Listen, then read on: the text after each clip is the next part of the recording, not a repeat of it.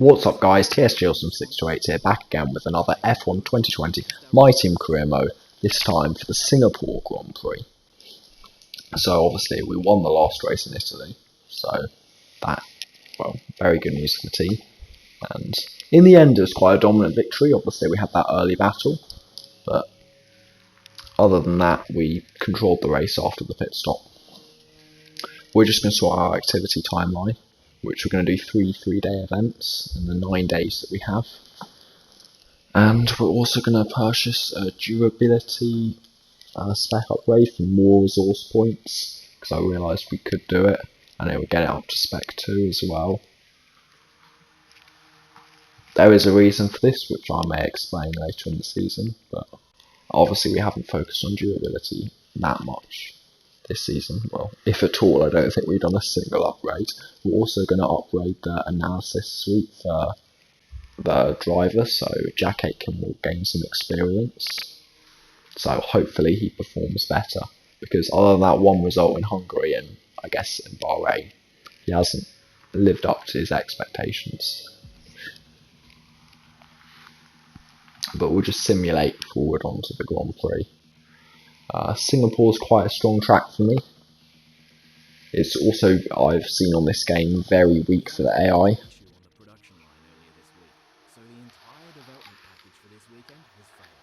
So we have an upgrade failure in the chassis, which we'll probably have to repurchase after practice. But yeah, I was saying that it was quite a weak track for the AI, and I've seen many other YouTubers be able to win or at least get a great result in their team in the first season.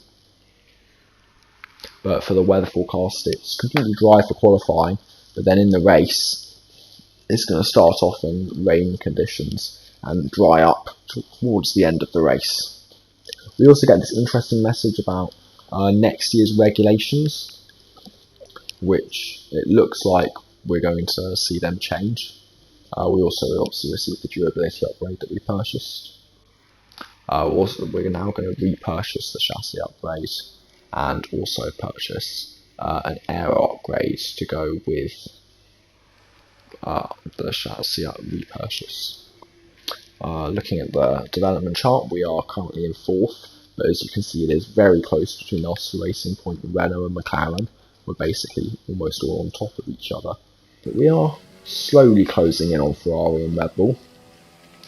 Let's head out for Q1 now in Singapore, and well, we've managed to improve the car quite a bit recently. I think Britain obviously was an exception because the AI level, or the AI wasn't the AI level was too high, the AI was pretty strong like that. But other than that, we've generally, I think since, or I say since Austria except for Britain, so since Hungary, I think except for Belgium, which obviously we had the fuel issue, we've always been able to get out of Q1 with 1 run, and there isn't really an exception here on this lap. And I can tell you now it was actually my best lap of the weekend, the 1:33.0 we set in Q1, and I wasn't able to better it in either Q2 or Q3. But then saying that, we were 1.1 seconds quicker than Charles Leclerc in second, so we don't need to better it to get pole position. And I think that this has a chance to be a boring Grand Prix, but I know I'm weak in the wet, so it will probably make it interesting. Otherwise I think I would just probably get pole and pull away. But into Q2 now. Because it's raining, we're not going to go for the alternate strategy on the mediums, which I'd usually try if I had this much pace, but we're just going to go on the softs because we'll be starting on either the inters or wets tomorrow. Well, we're just going to get through the lap. Obviously I said that this was a more scruffy lap compared to my Q1 lap, and as we head later into the lap, Stroll kind of blocks us in the final sector, and that cost us probably about the 6/10 we got overall, and a 1:33.6, still enough to be fastest for now. At least Bottas behind did go for the medium tyres, not really sure why. He later went out on softs and came close to our lap within about 4/10, but there wasn't really much competition in that session. And we'll just head straight through to Q3. Sadly, Jack Aitken was down in P12 and he got knocked out. And I was really hoping that he could get through, because our car, well, at least in the hands of me, definitely had the pace. Anyway, let's just get on to Q3. We're going to go for our first lap in Q3 here, and I can tell you now as well, our only lap in Q3, I was that confident of pole position because the AI are just weak around here.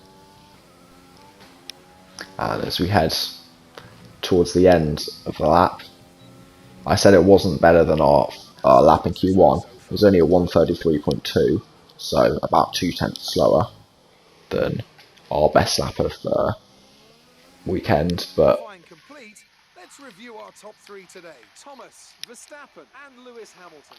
Goodbye for now then, but we're really just getting started. Make sure to join us again for Lights Out tomorrow. Yeah, we claimed pole position by just over 6/10 to Max Verstappen. I think there was a 1:29 in there if I actually perfected the lap, but I didn't need to perfect it. So Max Verstappen in P2, Lewis Hamilton in P3. Obviously, both of those drivers are good in the wet, so we may have some struggles tomorrow. Vettel lines up P4, Bottas P5, Leclerc P6, Ricciardo P7, Carlos Sainz P8 in the McLaren, and the 2 racing points of Stroll and Perez, quite far off the pace in P9 and 10. Thomas lines up on pole position and Max Verstappen lines up alongside. As we continue through the rest of the grid today, we have Hamilton, Vettel, Valtteri Bottas and Leclerc, Sainz, Stroll, Perez and Lando Norris, Aitken, Albon, Esteban Ocon and Giovinazzi, Raikkonen, Ricciardo, they've taken a grid penalty, Kevin Magnussen and Pierre Gasly, Grosjean, Russell, Latifi and Daniel Kvyat completes the grid. So the strategy seems to be start on the inters and go as far as possible, I guess, into when the dry conditions come. But we may have to make a stop before then. I'll probably be consistently asking Jeff over the radio what the weather is going to look like, because I will launch no immediate updates. It doesn't look like there are any grid penalties for anyone at the front, as the top 5 remains the same as it was in qualifying. But 5 red lights out and away we go, and we get a good initial start, but then start getting some wheel spin. But we lead into turn 1 and defend the position. This car did not feel good in the wet, and I think I ran the new setups in Italy. I'm running a new setup, but it's very suited to the dry conditions, and I probably need to find one for the wet conditions as well.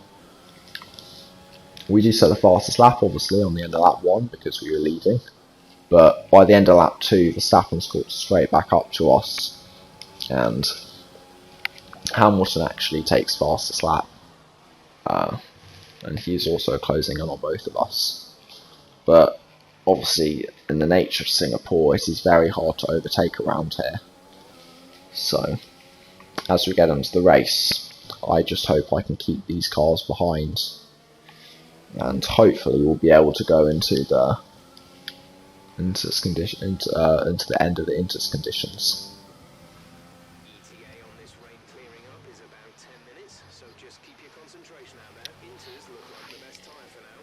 So Jeff thinks 10 minutes until the rain clears up, which would take us to about lap 13, which is before what it says on the original weather index. And obviously with our tyre wear, I think lap 13 is probably about when we want to pitting, considering it suggested lap 17.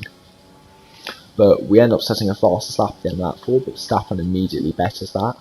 But on lap 5, we've got 2 purple sectors, and we set a fastest lap. And as it was drying up, I did get quicker. So 5 minutes until the rain stops. There was a yellow flag earlier in that. That yellow flag is still out there, so we'll see what's happened. And of course, it's our teammates. I was really hoping, considering we boosted his awareness and racecraft, he was going to have a good race in the wet. And his cars failed him, and he is now out of the Grand Prix. So I am the sole car left in the Grand Prix, the sole TSJAwesome car left in the Grand Prix. The end of lap 7, end of lap 6, sorry, going on to lap 7, we set a purple final sector, but we can't quite shake off Verstappen completely, and this is because towards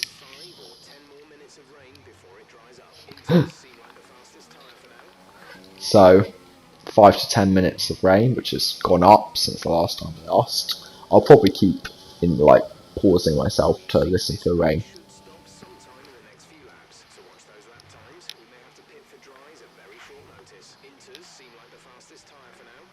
So on lap 9 we get our first warning, and as you can see it at the end of lap 9, it is really starting to dry up as well. Not really starting to dry up, there isn't any rain anymore.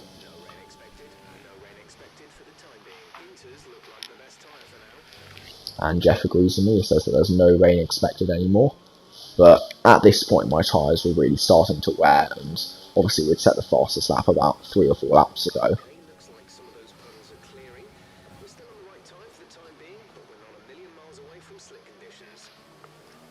And as we get further on to lap 10, Verstappen is really pressurising us. But at the end of lap 10, he's still pressurising us, and you can look at the difference between the tyres where the rear's on 70 odd percent, but the front's only 50%, and it really just shows in the wet the traction zones of this circuit, which you really need to work on. But on lap 11 we do finally receive a strategy option to box the end of this lap. I know it does say inters, but that is a glitch on this game. It always gives you the same tyre that you're on. It suggests that you pit for that same tyre, no matter the example, so that doesn't really matter. All that matters is that we are going to be boxing onto the dry tyres at the end. Now we are. I guess it is a slight risk as no one else is coming in this lap, but my tyres were going to wear out anyway, and I thought it was the right lap as it is completely dry. Well, the track it obviously isn't completely dry yet, which is why no one else has come in yet. But we come out just behind Kimi Räikkönen here, and ahead of the Haas cars of Grosjean and Magnussen. And these first few corners are very important because you need to get the tyres up to temperature quickly, otherwise you're never going to have any pace on these dries. And that's the rule. The slicks would always be the quickest tyre in any condition if you could keep them in the temperature window. But when it's raining, it's impossible to keep them in the temperature window, and obviously you get aquaplaning. But as we head on to the end of lap 12, we go up the inside of Kimi Räikkönen, and the dries are definitely the better tyre at this point, and everyone else is boxing for dries. And as you see, as we come around the final corner, we set a purple sector 3 and showing statement of intent. And as we come to the end of lap 13, the rest of the cars that didn't pit now boxed. We retake the lead of the Grand Prix while setting the fastest lap, and we now have a 6-second lead. At the end of lap 14, we come round the final corner to set another fastest lap. And at the end of lap 15, exactly the same thing. We're improving by 2 to 4 seconds, I think, per lap. That was 3 seconds. That lap was a 1:39.6. So we come round for lap 16, another fastest lap. And this is 1:38.9, which was our fastest lap on this stint of tyres, because they suddenly started to wear. Despite we could still set the occasional purple sector, there wasn't really much more we could do on this tyre, and I already knew I had much more pace in the dry than I did on the wet. And as you can see, we're about 7.5 seconds ahead of Hamilton, and that's 8 seconds by the end of lap 19.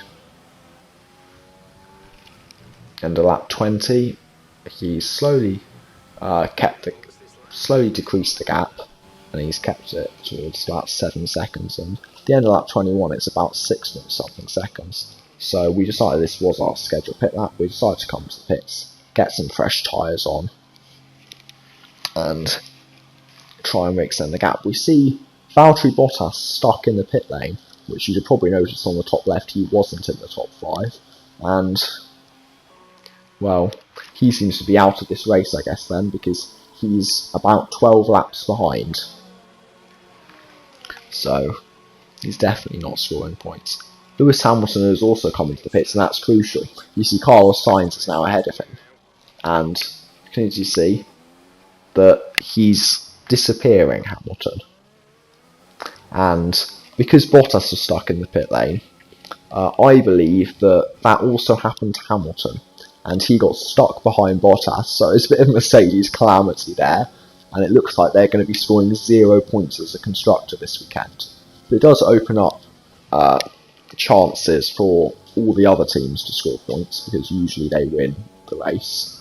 Obviously we've won the occasional race, so a Ferrari, I think Red Bull may have won one as well. But you see at the end of lap 22, set 2 purple sectors. Vettel 5 seconds ahead is for track position, because he is on the hard tyres and is going to be trying to go to the end. But at the start of the lap, the gap was 5 seconds. And I'm going to stress how important that was, because I'm going to ride on board with this lap for the rest of it, because it is my fastest lap of the race. And, well, it is the lap where we take the majority of the time out of Vettel to hunt him down. So, well, here is a lap at Singapore. I think there was a couple of screen freezes in here at some point, but yeah, there's one there, and we just head through the rest of the lap. You see we're only 2 seconds behind Vettel now, considering it was 5 seconds at the start of the lap. That is pretty good. 2 purple sectors so far, and we are trying to take almost everything out of the tyre just to make sure we get there. If Hamilton hadn't started gaining on us, I would have probably tried to extend the previous stint and go on to softs and blasted in the quickest lap I could have. But as we head to the end of the lap, the same lap, we have gained 5 seconds on Sebastian Vettel. That just shows the pace we've had this race, as we set in a 1:36.1 in the race, and we go to the outside. And I didn't feel any contact here, but the game thinks we made contact, and Vettel spun round. So that's great news. He's still going to be P2 because Verstappen's about 20 seconds behind, so it shouldn't affect his race at all. But I guess I have to apologise to Vettel. I didn't think that was going to happen. I did have the corner. I then defended it because I'd already made the move around the outside, so I don't think I did too much wrong. But for the rest of the race here, it was just going home to the finish. See, we're already 15 seconds ahead of Vettel, who is losing quite a lot of time. But we just showed the pace that we had in qualifying, and seems like we're going to win this race by about 20 seconds. But lap 28 going very wide at that final corner, not picking up any track extensions though. We only have one of those so far, and only 2 laps to go now. The gap has finally reached 20 seconds, and Verstappen is only 2 seconds behind Vettel. But we're going to head on to the final lap now, and as we head on towards the end of the lap, we actually catch up to Nicholas Latifi, but we're not going to lap him because it is the final lap. So I think at the end of this exit of the final corner, he will probably, he's going to try and slow down for us, but that doesn't matter because we're going to claim P1 of the Singapore Grand Prix.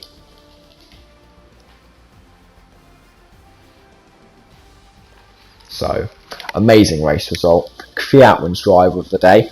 Looks so incredibly happy as But they make their way up to the podium.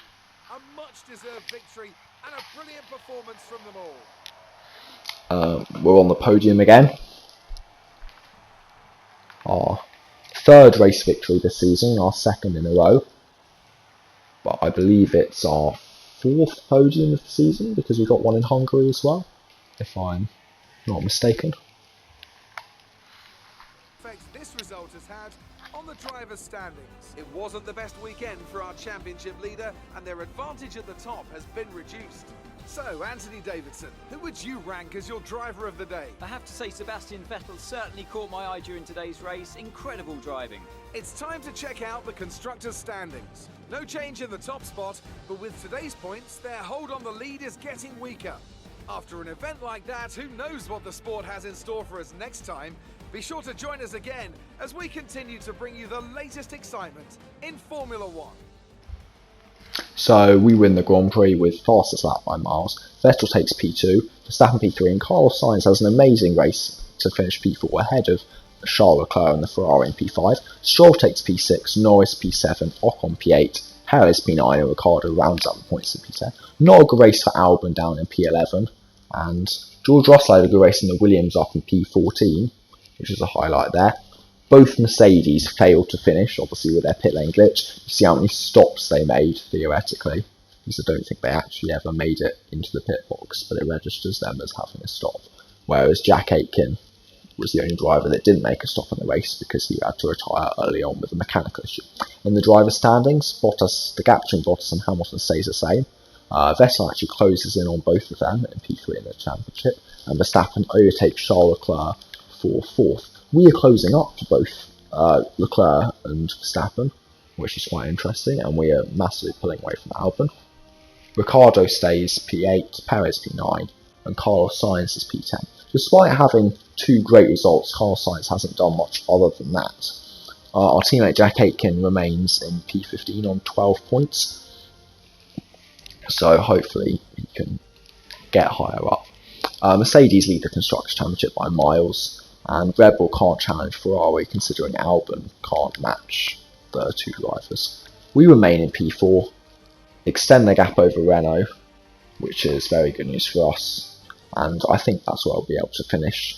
Obviously Hassan Williams still yet to score, but George Russell did have a good result today. That was an exciting race from our perspective. Let's have yours. Well, it was an exciting race, first of all. You're smashing everyone's expectations.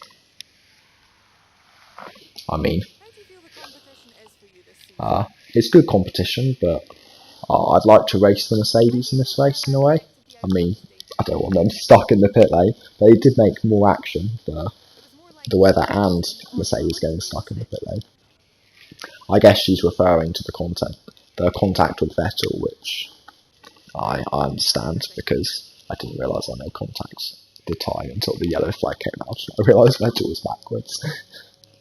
Anyway, in the rivalry, we extend our lead over Albon, which I was surprised because going into the rivalry, I thought I've got no chance of winning this rivalry.